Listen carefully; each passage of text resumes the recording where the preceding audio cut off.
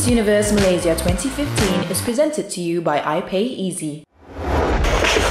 Previously on the Next Miss Universe Malaysia 2015. You can see the bunga just now.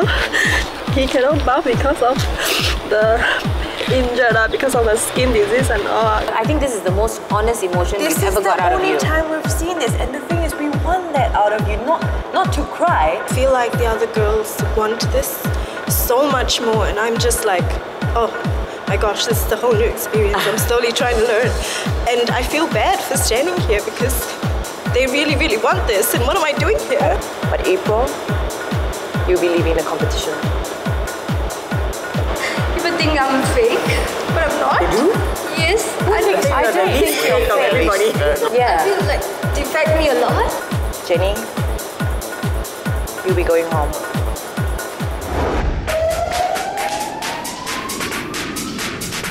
Last week, we narrowed down to only top 8 finalists. The challenges are getting tougher and tougher each day. And today, the girls are here to learn about how important it is to be charitable and to give back to society once you become a beauty queen.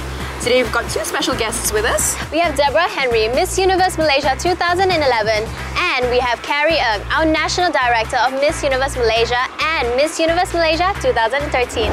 The topic of today is community service. So maybe we have Deborah share with us a little of her experience with Miss Universe Malaysia and how she got into beauty school. Alright, thank you, Carrie. Hi girls, how are you? Good.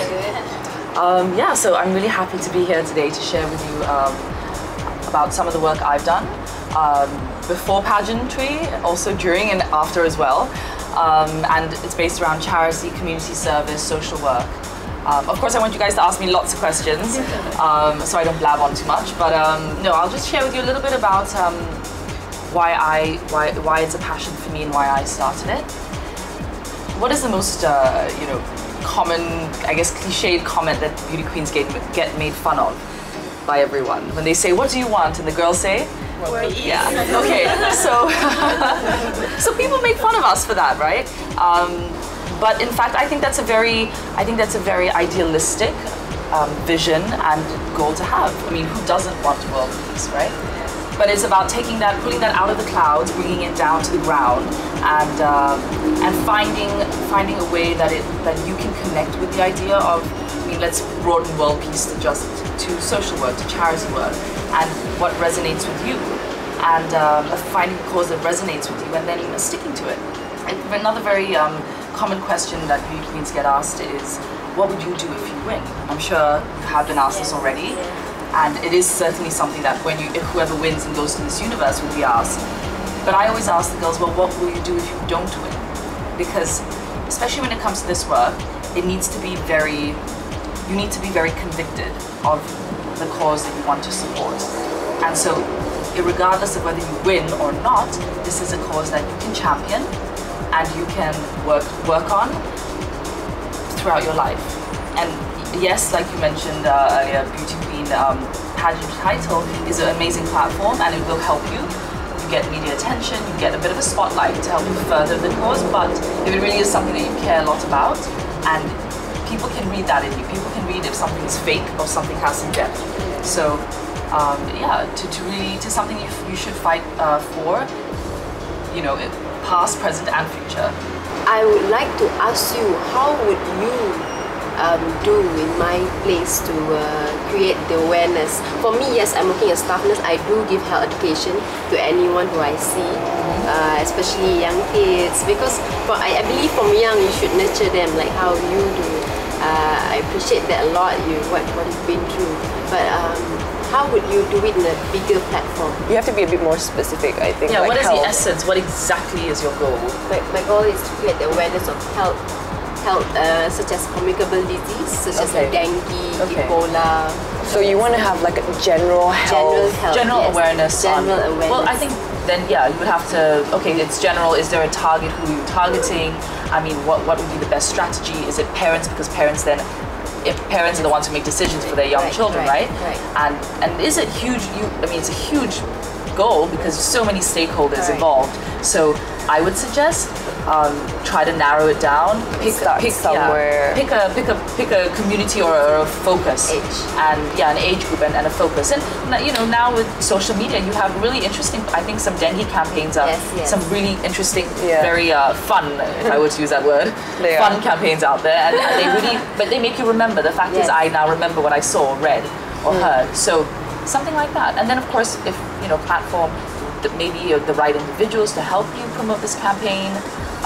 And since you're a nurse, you have that credibility, which is a good thing as well. You come there and people will listen because of your profession.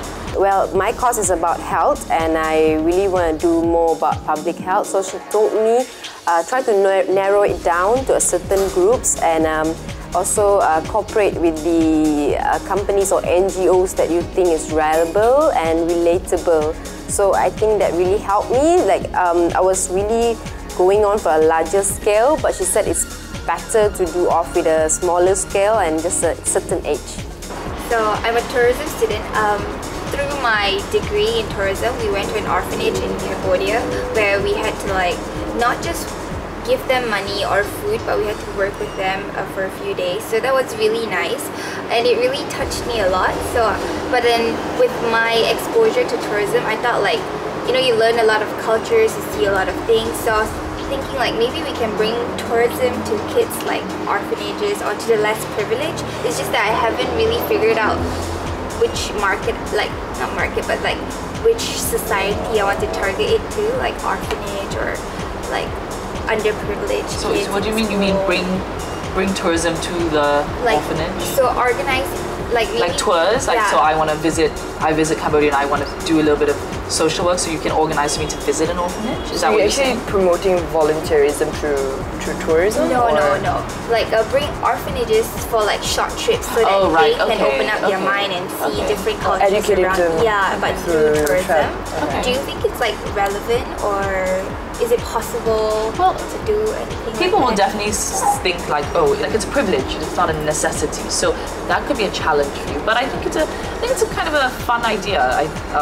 If you can package it well, saying, you know, kids need to be exposed to experience, right? So that you could get companies, the corporate sector, to maybe sponsor part of their CSR. They could come in and sponsor these little trips. So it is kind of what they do already, but you're kind of packaging it as a like I say, a 2-night getaway somewhere, but you build into it a little bit of education, like motivation, giving back to society, something like that. So it's how you brand it, I think.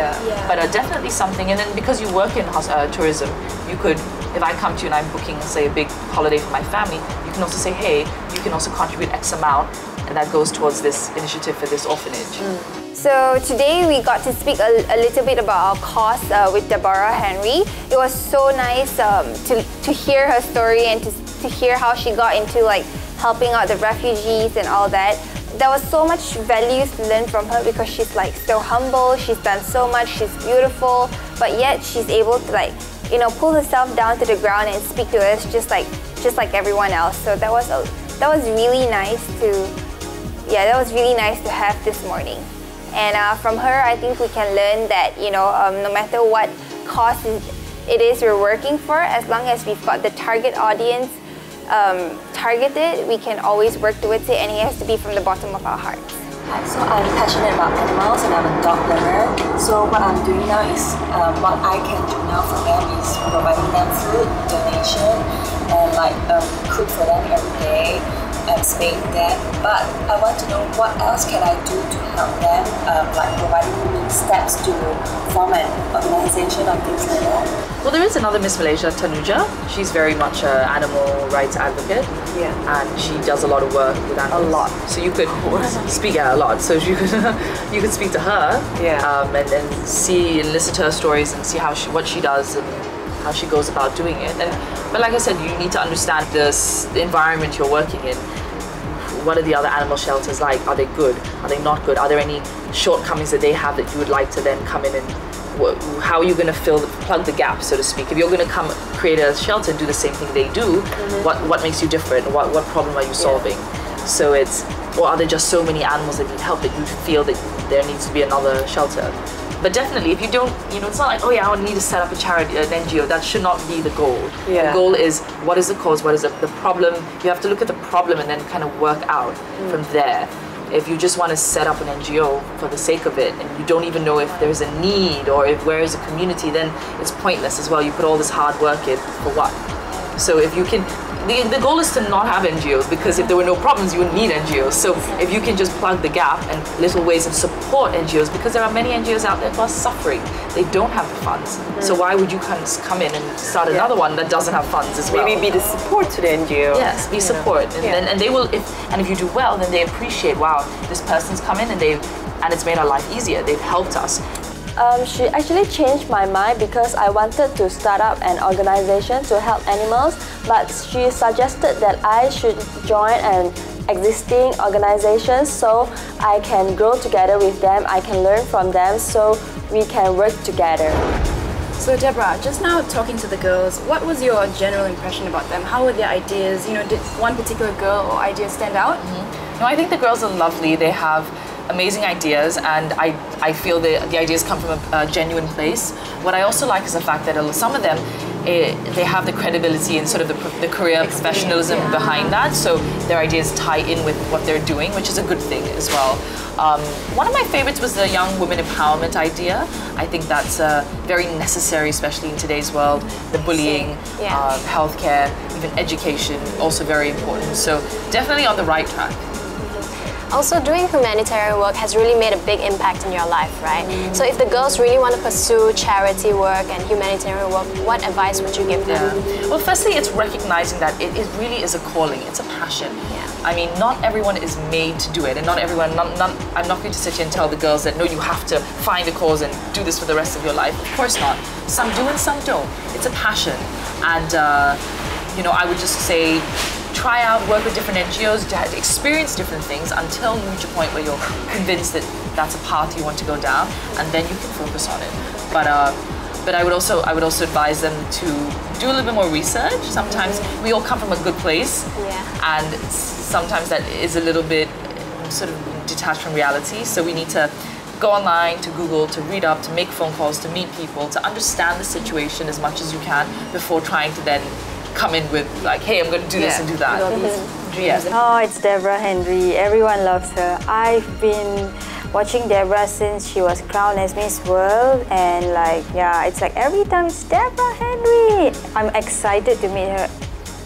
Not since Miss World, as I said, every time. She's an absolutely stunning woman. So slim, so tall, so beautiful naturally.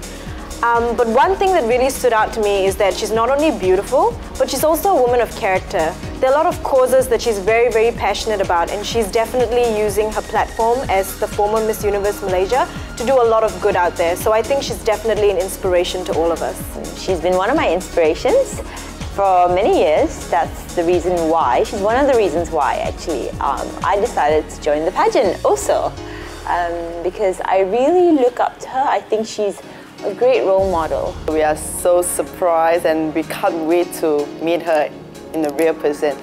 Of course, she's awesome, She looks so pretty, she's smart, she's just fantastic. She is stunning. When I first saw her walking in Monkey Garage today, I was amazed. I was like literally stunned by her, by everything. And when she starts speaking, I am amazed again, because she doesn't only have the looks, but she has everything, the whole package. I think she is the definition of a beauty queen. So girls, you had a lovely morning with Deborah Henry and Carrie Ng. So before we embark on our next challenge, we have to prepare the food. So look through the menu and order. Sure. Okay girls, are you ready to order? Yeah. Wait, who's getting the bill? Don't worry, I got it. There's this app called iPay Easy. All you need to do is download it on your phone and scan the QR code. Once you scan it, just follow the instructions. Check your bill and then key in your credit card details and you're done. That's it. So fast. The Next Miss Universe Malaysia 2015 is presented to you by iPay Easy.